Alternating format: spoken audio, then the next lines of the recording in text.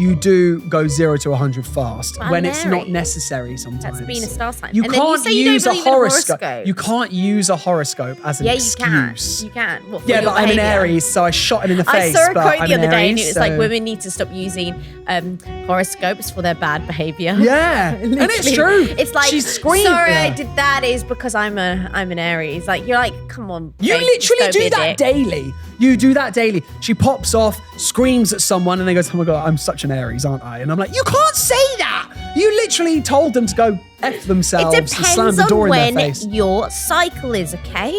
Jesus. Shh, don't tell mum. Hello, and welcome to Shh, Don't Tell Mum. My name's Barney. And I'm Jamie. And this is the 8th most listened to parenting podcast in Romania. Romanians out there. Do you think What's that's up? because our neighbour is Romanian? Our neighbour is Hungarian, babe, not Romanian. Oh. So, yeah, moving on. Today's an nice- interesting one. A nice little, Salt Bay moment of racism. But yeah, let's go. Okay, fab. Today we are starting with 20 questions to ask your husband before you tie the knot. So you are in the hot seat today, Mr. Barney Banks. How do you feel about that? How would you ask your husband something before you tie the knot? So would it not be your boyfriend before you tie the knot? Yeah, husband to be to tie the knot. Ah, are we getting married? No, sounds fun. But you're going to propose, I thought. Well, who told you that? I thought you said that this is going to be the plan. You asked me about the ring. Did I? Yeah, No, I didn't. you did through my friends. Through your friends? Yeah. No, I didn't. Who told you that then? All of them? All of them. Like everyone. Everyone's been talking about it. Going, if you had the ring, okay, you're in the hot seat right now, so lean back. Okay. Well, okay, so this is 20 questions to ask your husband to be. Yeah. Cool. Yeah. This is things that you really should know before you actually tie the knot. Damn. So- Okay, sorry, I'm picking my nose. I've got an itchy schnoz. Hold on. So, There we go. first one, very important. How much money do you owe? That's a good one. But you think- really should answer that. I think, truthfully, I think that I did owe £26,000 to Range Rover until a couple of days ago. We got rid of it. We got Woo! rid of it. But then you've still got your student. I have a student loan. That is not a question, which by the way. I have it's not. It's okay. Not how much No, debt are you in? No, I Okay. didn't want to put that on the pod. These are going to be fun. They're going to be tongue in cheek. But it's good because if you guys, jot them down if you have one that you want to ask your partner before you decide to go that extra bit further with them. I mean, I feel like these are quite good questions. So the first one, number Go one, on. All right, we're going straight in. we are. What's your most embarrassing moment? Okay, so I used to model. I don't know if you could tell.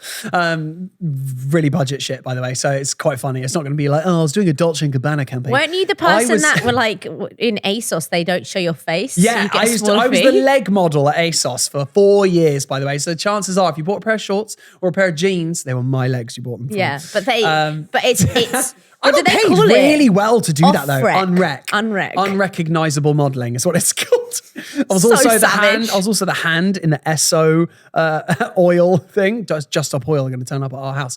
And that's your embarrassing moment. That's pretty embarrassing. Like, you're an ASOS model? Oh my God, yeah, but it's just my legs. Imagine if you did like a condom ad. That was my dick in the That's my condom dick. advert. Well, funnily enough, you say this. So my embarrassing Let's get moment through is, these 20 questions. so as a dancer as well, they'd often use dancers as models for shows, for like runway shows or whatever, because you can move better or whatever. You have more of an understanding of things like choreography. So for me, I used to do these shows in Canary Wharf. You came to one once. Yeah. So in Canary Wharf, we'd do these shows and we'd also put dance numbers in the show. So the problem with these shows is that there'd be such a quick turnaround time in the changing room before our next number that we'd time it to a T, where you'd have to run off stage, really quickly get changed, but you would have a dresser with you who would help you get dressed so that you could do it super quick. And I remember going, right, when I come off stage, I'll unbutton my trousers. You just get your fingers in like the belt holes and pull my trousers down and I'll pull my top off and then I'll do the top, you do the bottoms and I'll step into them. And this is how quickly we had to get changed. It was like 30 seconds. And then you'd be back out on the runway and then do your next thing. So during an actual show on one of the days, I run backstage, take my top off and she goes to pull my trousers down and my pants come down with. You've never told me that. And so my knob was just in her face. Because she was on her knees, like pulling my trousers down, so my dick was just in her face. She was like, oh my God. And I had to like pull my pants off and was like, okay, let's just pretend that didn't happen. That was a pretty embarrassing moment because it's a room full of like assistants and I wonder if it dancers smells. and everything. She might be walking You around right wonder now if my saying, dick smells. I wonder. Or she was like, don't go to that Barney. That's He's the got a smelly dick. first thing your brain went to is, does his dick smell? Yeah. That must mean you think my dick smells. Definitely doesn't smell. Oh my You God. bitch. Oh my God, imagine. Yeah, that's the first thing you thought. I did actually date a guy once. With a smelly dick? Yeah, and then I was like, I can't do that. Oh, No. thanks for the visual. Yeah. Okay. Horrendous. Anyway. Yeah, next Number question. 2. Which celebrity would leave you starstruck in real life? Oh man, like it could be a plethora of people. No. What? Starstruck? Yeah, Starstruck. Like you literally if I can't talk. bumped into Ryan Reynolds, I'd be like, I did get starstruck once when I was at the Box in Soho, Schnazzy Club. Loads of people get naked. It's pretty crazy. If you've been, then you know what I'm talking about. You should really have an OnlyFans. A lot of nudity. And I bumped into a guy as I was walking. The Box gets very packed very quickly. It's like a small theatre. And as I'm walking through the crowd, I knock shoulders with someone. And like your immediate response is like, oh, sorry, mate. Like, because you just bump into them. So we both bump shoulders and we both turn at the same time to kind of say, oh, sorry. And it was Leonardo DiCaprio. And I was like, wow. And he was like, no worries. And he walked off and I was like, oh my God. And I like internally had a bit of a meltdown. So that was cool. That's had a bit of a... But then who would actually be like your most starstruck, do you think? Most, I think at this point, because obviously it changes every year of like who you idolize or who you look up to and who's changed your life depending on what they've done. For me, I would say, oh God, really starstruck. I don't know, like in terms of like the gravitas around him, like Dwayne Johnson or Joe Rogan or something like that. Joe Rogan would be a quite cool one because I'm really into comedy and I like podcasting and he's kind of led the way for that. So yeah, definitely. Cool. He's always been like on top. Kind of controversial topic of people like really, there's a thing going around saying like if you go on a first date with a guy, you should ask them if they listen to Joe Rogan's podcast and if they say yes, stop dating them. Well, we went on an NCT course and we met everybody because obviously it was lockdown. So we actually didn't meet anybody until we were just about to have the baby when lockdown opened up. We went to Starbucks with like a big group of us and Barney has one conversation with one guy and he says, oh, I like Joe Rogan. And the guy literally was like, what's fucking wrong with you? He was furious. Like, he got really in his face. There's something about like COVID because you know, there was this whole misinformation thing going around about COVID and Joe Rogan was saying you should do this or this is all bullshit and stuff. And this guy had worked with his clients who had been seriously affected by long COVID. And so he was really anti Joe Rogan. And honestly, I think I just said something, we were talking about podcasting and I said, oh, I listen to Joe Rogan's podcast if he has a good guest on. Because he releases like 4 a week or something. So I don't have time to listen to all of them. And But like if he has 3 hours long. Yeah, they're really long. If he has like an Elon Musk on or if he has like an actor that I really like, I'll listen to it. But I don't listen to all of them. Yeah. He often has really good comedians on though. That's why I listen to it because I love comedians. His group of comedians are like some of the ones that I listen to the most. Tom Segura, Your Mum's House, probably the best podcast out there. That is actually so funny because the other day I've always not liked listening to it. She shits on the fact that I listen to Your Mum's House because she doesn't like Christina P's voice. If Christina P ever sees this, I'm really sorry. I love you. She's married to Tom Segura. And she goes to me, I saw this really hilarious stand-up comic the other day, one of his clips pop up, and it was fucking Tom Segura. And he was like, what? What? It's like, you shit on me for watching or listening to Tom Segura's podcast, and you just saw a clip of him and said he's really funny. So that does bring us to our third question, Barney Banks. We've got 20 to do. So, what is your guilty pleasure? Is it comedy? It's your guilty So we did I did a film degree at university, and when we first went to our first ever seminar, there was like a group of 20 people and we sat in a circle and the guy did an icebreaker by saying, what is your guilty pleasure movie? Oh. And so everyone went around in a circle. So one of my guilty pleasures is probably like rom-coms. What?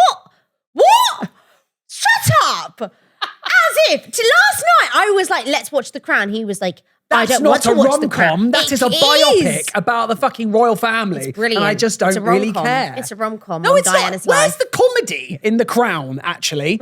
No. A rom-com is like a Ryan Reynolds movie or like, you know, and so my guilty pleasure in this film scenario. Okay, let's just I go said, get married then, for fuck's sake, because that's a very good answer.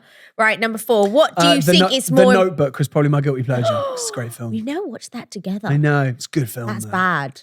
But my guilty So pleasure good. generally is, I don't know if it's, I don't know, guilty pleasure. You know So what what? do I feel guilty about? So weird you say that, because she... Pornography. Rachel What? McAdams was actually one of my favorite actresses growing up, because I love the fact that she could play a McAdams, mean yeah. girl, but then she could also play Really good. The Notebook. Yeah, I mean, yeah, it was good. She's brilliant. She's absolutely brilliant. And I remember saying that when I was doing my dissertation in LA, and we said, "Oh, who's your favorite actress?" Like, it was like an icebreaker again. It was that kind of question. So number 4, what do you think is more important in a relationship? Emotional connection or physical? Emotional. Emotional. 100%. Really? In a like a long-lasting relationship, you need a good emotional Yeah, connection. because Because if it's just physical, what, you're just going to bump uglies every day and then not talk to each other? Let's get physical. Right, number 5. Bring your phone out, Mr. Banks. Have you got your phone? Get my phone, yeah, sure. What was the last thing you searched for on Google? Do you want to know? The tube map. Because I was trying to figure out where the Elizabeth line went to see if it goes to Battersea where we're doing our podcast. You're lucky. Okay, you're lucky. Like, one before then. One before that is, my protein nootropics for brain activity. But aren't you sponsored by Huel? No, I'm not. I do like one piece of content for them. I was looking at my protein because cognitive illnesses run in the family. So I was thinking, why don't I get some like tablets? I've got nootropics at home. You've can got use. lion's mane mushroom thing. No, I know. I've also powder. got nootropics pills from Gabby from not My Protein. It's PhD. Pretty huge dick. Yeah, basically. Nice.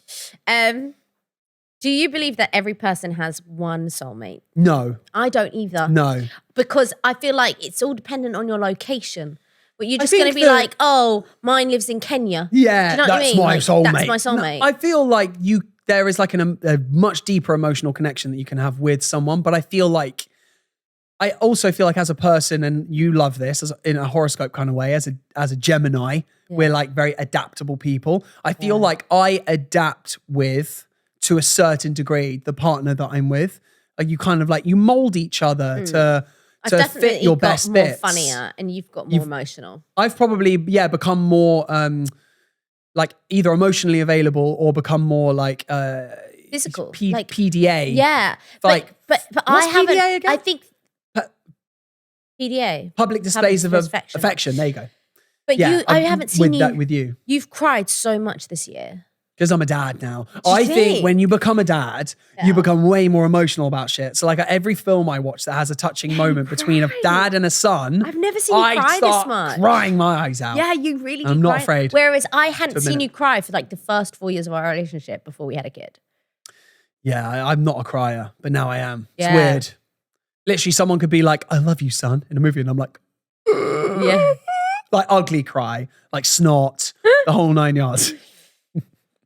What were we No, I'm watching the other joking, day? I not think it was that. like an advert. It was like 30 seconds and we were like, That Disney one, the old Disney Christmas advert with the Mickey Mouse. Oh my God, you were in floods of tears that time. which one? The Mickey Mouse Disney one where she gets Advert. the Mickey Mouse Yeah, because it's teddy. exactly like my It's Mickey. literally like, that's what Jamie did when she was little. Number 7 is, what's one fact no one else knows about you?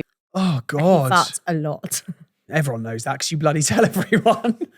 Oh, that's really hard because it's like me and you are pretty open books. Like, to be honest, I don't really have. What do people not know about me? What do I not guess know about this you? audience, like the people that listen to or watch this podcast, might not know that I'm like a massive, like avid gamer. Like, because we don't really talk a huge amount about it. And I work in the esports industry. So I work as a host in gaming tournaments for half of my career. We've done a lot of stuff about you going away Fine from then, gaming. I'll say something else. I represented England when I was 15 in triple jump. There you go. Did you even know I that? didn't know that. Yeah, I did. I did the national championships for triple jump when I was 14. Is that like jumping 3 times on the spot? Yeah, not on the spot. No, A famous guy called Jonathan Edwards set the world record a long time ago, and he held it for such a long time. And he was British, so that was a big thing. But I did the national championships and I won when I was like 14. So this is like super young. And then when I was 15, represented England. So is and it like got with a stick? absolutely fucking spanked. I came like 8th or something. Is it out with a of 12. stick where you jump with the stick? That's pole vault. Oh. Yeah. So triple jump is you run, you hop, you skip, and you jump. So it's hop on one foot, then transfer to the other foot and jump off that foot. So it's jump, jump, jump. And so, yeah, I don't know. I think for context, if anyone actually knows anything about triple jump, when I was 14 years old, I could jump about 12.5 meters. Oh my God. Which was, that's averaging 4 and a bit meters per jump.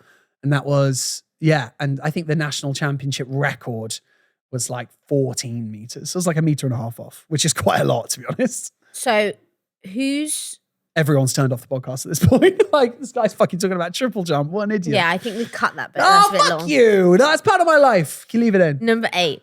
Who's your favorite person in your life? Rocket. Sorry, mate. Easy. You didn't cut the mustard. I don't care. He's mine as well. Number 9. Yeah, Do you Rocket, then think you. men and women can ever just be friends?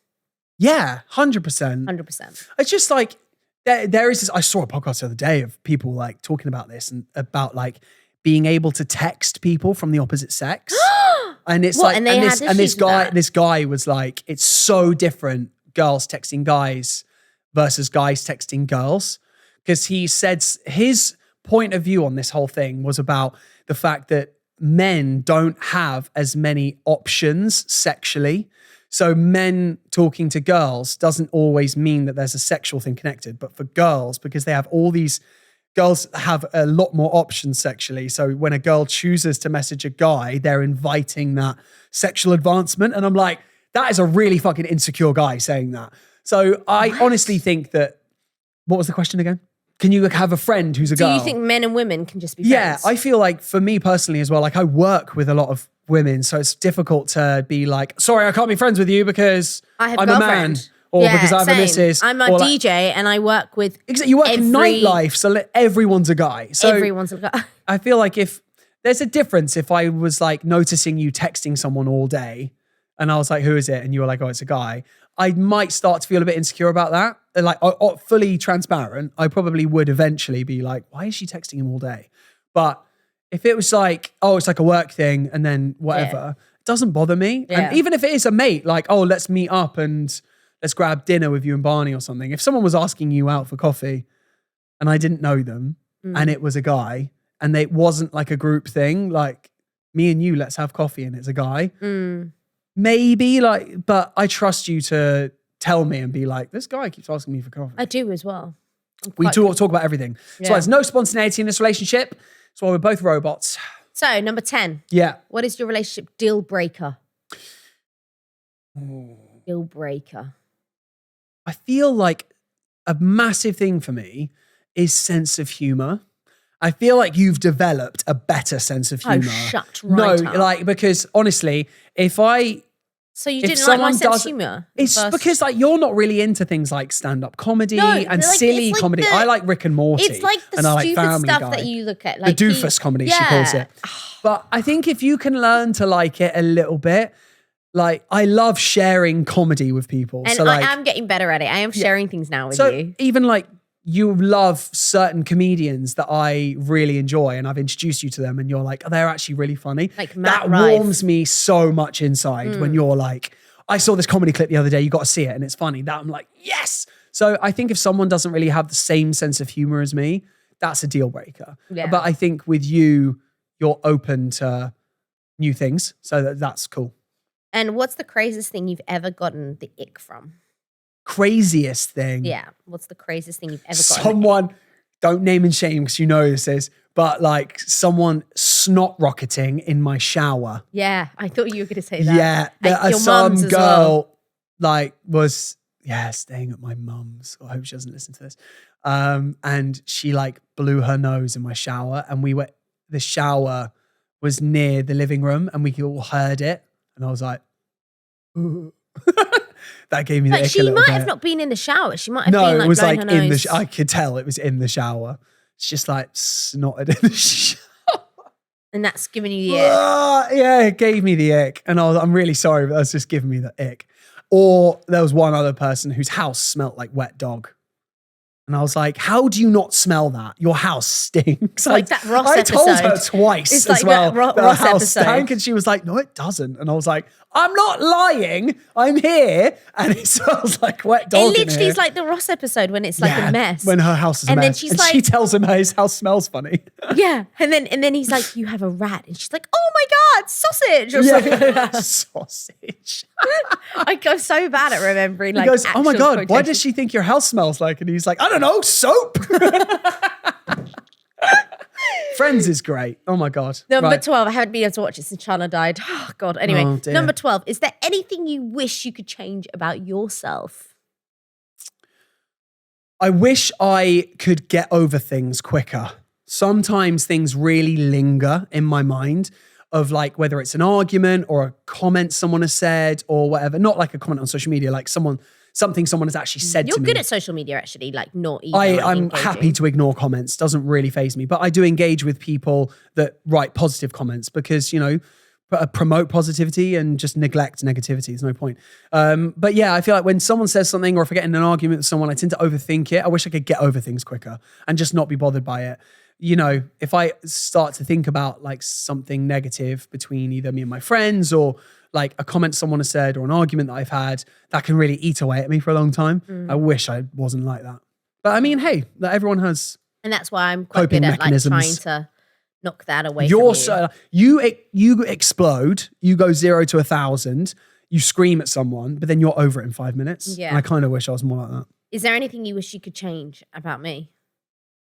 You explode really quickly and you scream at people. But you also I love feel like it. you need to simmer down a little bit sometimes. No, I'm jealous of you being able to get over things, but you do go 0 to 100 fast I'm when it's not Mary. necessary sometimes. That's being a star sign. You And then you can't say you don't use a believe in horoscope. horoscopes. You can't use a horoscope as an Yeah, excuse. you can. What, for Yeah, your but I'm an behaviour? Aries, so I shot him in the face. I saw a but quote I'm the an other day, and Aries, it was like so- women need to stop using horoscopes for their bad behavior. Yeah, and it's Literally. true. It's like, She screamed. sorry, Yeah. I did that is because I'm an Aries. Like you're like, come on, You babe, just literally don't be do a that dick. daily. You do that daily. She pops off, screams at someone, and they goes, oh my God, I'm such an Aries, aren't I? And I'm like, you can't say that. You literally told them to go F themselves It and slam depends the door on in their when face. your cycle is, okay?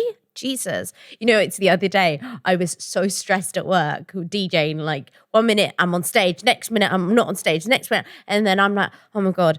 And I go on my Aura thing, I get a notification and it's like, really stressed, really. And I'm showing my agent, be like, look, this is what you made me. And then they burst out laughing. And she was like, oh my God, my one thinks I'm running right now. Because Your ring is literally like, you are on your period, ... You are really stressed. Oh dear.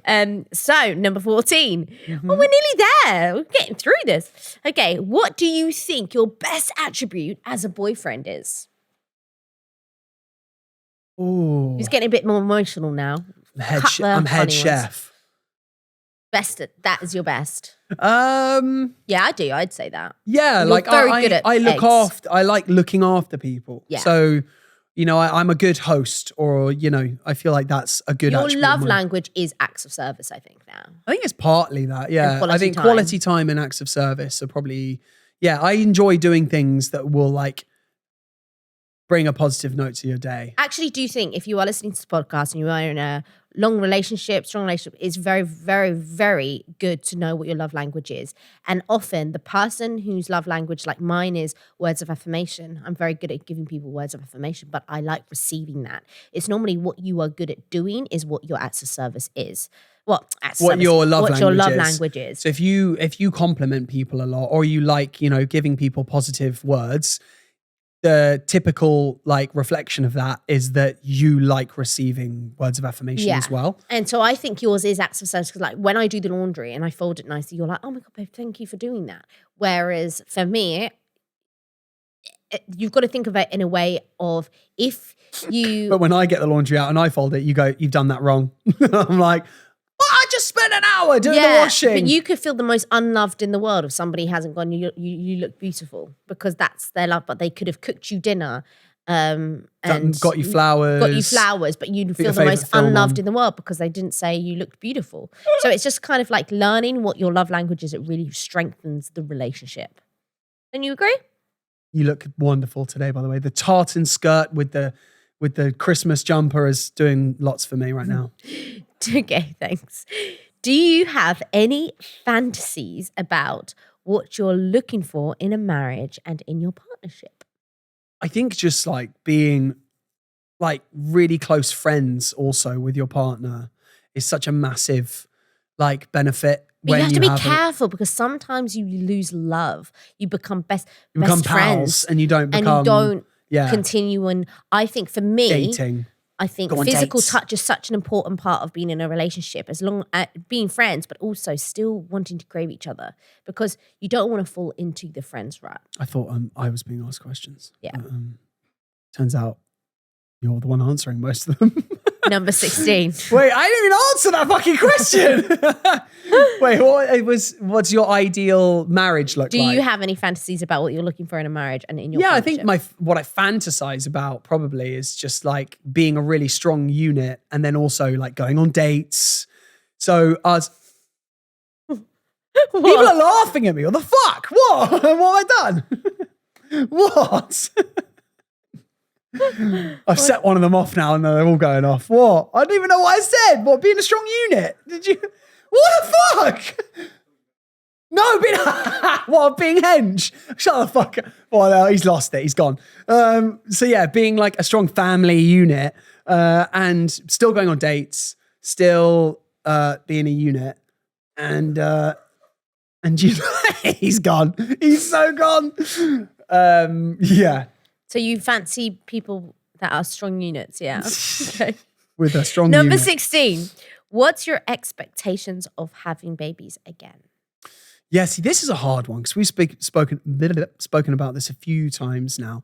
And it's like, do you want another kid? And it's the weird realization of we're at that it. 2-year thing, We're right? at the tough part of his transition into being proper toddler and all the extra time, energy, emotional strain is all being pulled at constantly because he craves attention all the time. Yeah. And it's really hard to think about adding another child into the mix and then absorbing even more. I worry about having really like, an infant now and Rocket wanting all the attention. And then you're trying to also look after an infant that can't do anything. But you'll get used to it with the pregnancy as well. I think your body prepares you for that. Feel like you just crack on and you just do it.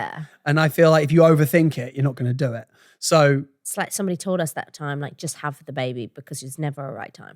Yeah, and there's never a right time to have your first kid either. So when you're thinking about having the second kid, I feel like the same principle is applied. Like you just have it, crack on, and then I say it. And then by the time you have your third, they're old enough when the kids to look after each other. Yeah, to look after each other. Third is the best, apparently, having 3. Because the 6-year-old looks after the infant. Yeah, there you go. Feed your kid. Like Feed your a doll. son. Feed your brother. Fucking hell, I can't. Yeah. 17. How are we going to stay connected while maintaining independence? That's a weird one. How are we going to stay connected while maintaining independence? Why would we be having to maintain independence? Are you breaking up with me? I don't know. Well, when you get married, how are we going to stay connected while maintaining independence? The more I feel like the other way round is true if you're married. How are you going to stay an independent person while you're married? So how are you going to have like your own life as well as having a life as a duo? I don't think much will change once we're married. I just think our taxes will be less. I think you have this warped sense of what goes on with taxes when you get married. I don't know. She thinks for something you don't pay the government anything when you get married. It's like, let's get married because then we can have more money. No, you can offset more, I think, when you're married. Why? I don't know. In what scenario? You just can. And apparently People know taxes. Let us know. If you got married and suddenly your taxes are way less, please let us know. Yeah, because we'll do it tomorrow. I'll literally get married tomorrow. Yeah. Number 18. What's something about me that concerns you? How much time do you have? Things that concern me about you. I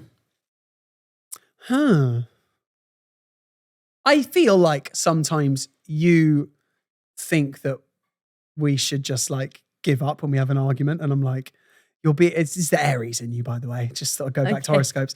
You go to 100 when we have a disagreement or an argument about something, and you're like, we should just break up then. We should just break up then. Let's just break up then. And I'm like, what are you talking about? I literally just said, I don't like oat milk anymore and I want to have hazelnut milk. And you're like, well, we're obviously not working then, are we? So let's just break up. And I'm like, wow, okay. So that happens. So I think you need to work on your emotions. Your shoes on the floor. I was like, just put them on the shoe rack. Oh my God. Why are they sat next to the shoe rack and not on the shoe rack? Anyway, we won't go into that because I got slated on social media saying there's more problems in the world, Jamie, than the issues. Oh my God. That, by the way, that is a freaking turn off on social media right now. You post anything. And by the way, not poo-pooing anything, but I literally put a video up of me feeding my son and people go, yeah, but what about Israel and Palestine?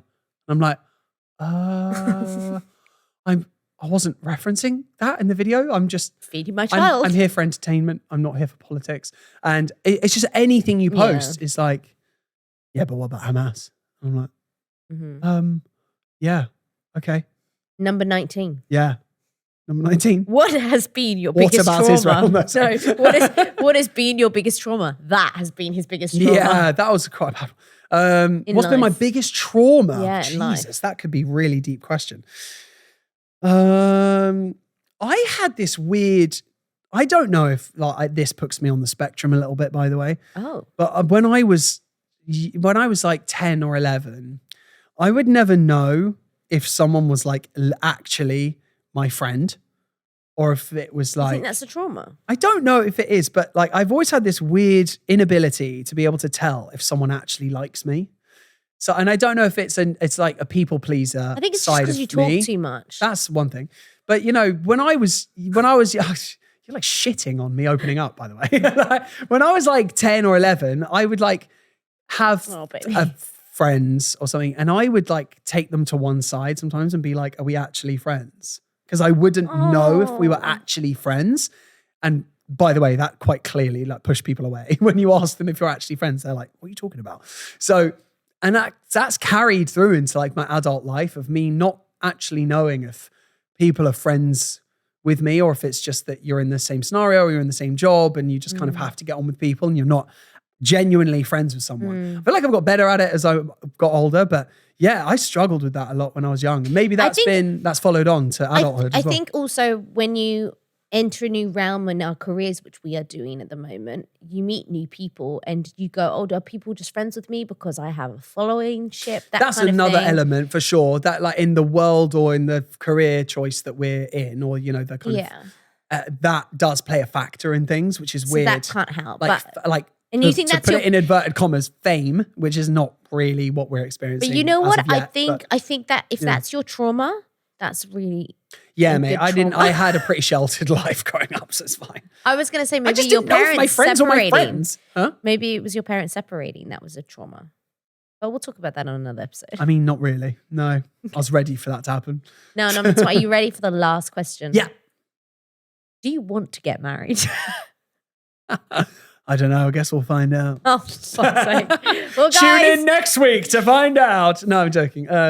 20 questions to ask before you tie the knot. Yeah. Are we going to tie the knot? Do you think they were good? 20 questions? Yeah, some better than others. Oh. But you know, it's cool. I've got some questions for you for our next episode. Spoiler alert. Oh, yeah. Hello. Jamie's in the hot seat now. Yeah. Are we going to do a Shush Don't Tell Mum or not? Do I need to? Do you want to do a Shush Don't Tell Mum? Do you want to do one to spice things up? Tell everyone when you're going to propose. Because it's the tie the knot episode. No, it's not the tie the knot episode. It is. No one gets to know this. Oh. This is closed book. The amount of messages I got on my birthday when we were on the hot air balloon and people were like, this is it. This is it. This is it. But then but people thought, right, we were on a hot air balloon because the social media makes it look like we had the hot balloon to us. We were sandwiched between 50 other people on this hot air balloon. Mate, there were so many people in this hot air balloon. And then you go, Yeah, if he did it here, I wouldn't say yes. Yeah, and mate, we paid Just- it was like 200 quid a head. Per person. They must make so much Clean up money doing that. Oh my God. There was there were probably 20 people on that. But you're risking your life every time. Actually, we 20 looked at times 200. Yeah, bro, that's like $4,000 they make we a did pop. we did the stats though, didn't we? Before after we'd had the hot air balloon, because I didn't want to do them before. And actually, hot air balloons are really safe. Yeah, I mean, like Really there's like safe. basically never any crashes unless there's like some freak gust of wind. There's like never really crashes in hot air balloons. Mad. The And guy they- was super switched on as well. Our like pilot was so clued in with that. Well, I'm glad he was, but Yeah. It's freaking amazing. Anyway, guys, thank you so much for watching the podcast. You're We all really legends. we really appreciate you coming back every single week and watching it. or listening to it. If you're on Spotify, you're listening to it. But if you want to watch the podcast, make sure you head over to YouTube, which is The Bankses, The Banks with an apostrophe after the S. Thanks. Thank you so much. And also, thank you for sharing, giving it a 5-star review on whatever platform you watch or listen it on. Really appreciate it. Love you loads. And love Remember- you. Shh. High five. Love you, jumper. And yeah, don't tell mum. Shh, don't tell mum.